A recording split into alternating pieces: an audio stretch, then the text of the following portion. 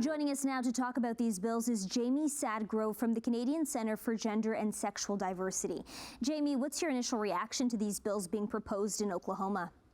Yeah, that's a great question. I think while they're part of a larger trend we've been seeing over the last couple of years, I think the ones in Oklahoma, especially the bill kind of banning gender affirming care for anyone under 26, is an escalation in the rhetoric we've kind of been seeing over the last couple of years.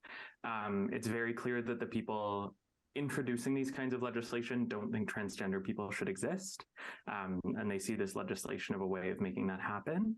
And I think it's something that makes it less safe to be a trans person, sort of no matter where you are in the United States, because of the tide that it's a part of and kind of what that represents. Do you think this is really about protecting youth from making decisions that they might later regret?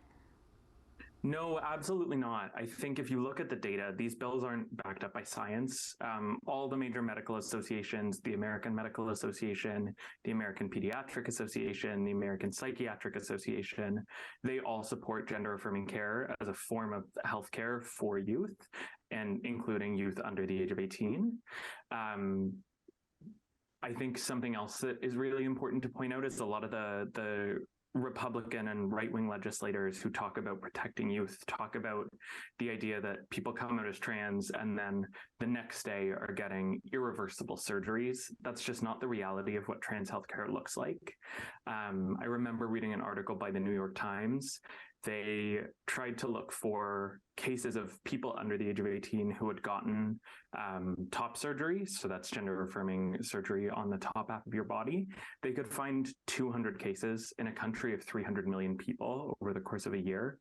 So it's really, really rare for minors to get surgery. Realistically, what gender affirming healthcare looks like for minors a lot of the time in the United States is more likely to be hormone blockers and then hormone replacement therapy. These are methods of healthcare that are safe, that have been tested for a long time. And I think it's also important to point out hormone replacement therapy is prescribed to cisgender people for a whole variety of issues really commonly. So, for example, some cisgender women, when they're going through menopause or if they have too much estrogen and it causes health concerns, they'll be prescribed testosterone and vice versa for cisgender men. And none of these concerns are brought up when it comes to those cases. It's only when it's transgender youth. In a broader context, how are transgender people being discriminated against across the U.S. and here in Canada?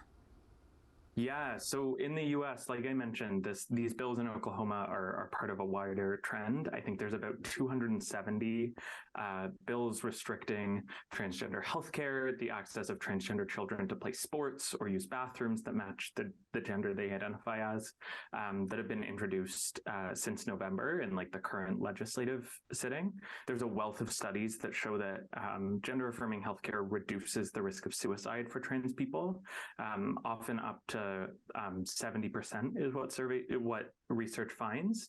And so I think it sounds really bleak, but legislation like this will cause an increase in suicides among trans people. Thanks so much for joining us, Jaime. Yeah, thanks for having me.